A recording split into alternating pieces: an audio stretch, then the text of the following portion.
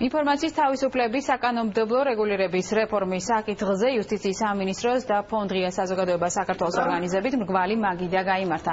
შეხვედრას არასამთავრობო ორგანიზაციის წარმომადგენლები და უცხოელი ექსპერტები დაესწრნენ. ისაუბრეს ინფორმაციის თავისუფლების შესახებ კანონის შემუშავების პროცესზე და 6 თვიანი მუშაობის შედეგები შეაჯამეს.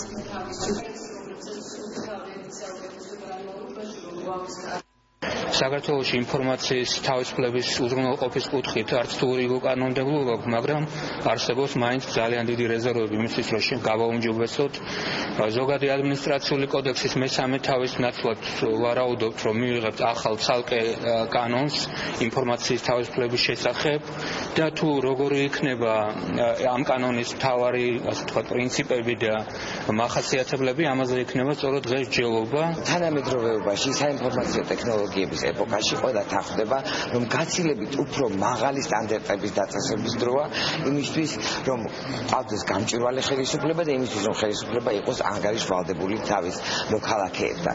სწორედ ამიტომაც დაწყებულია ეს ძალიან მნიშვნელოვანი მუშაობა სრულიად ახალ კანონზე, რომელიც ბევრ სიახლეს შემოიტანს.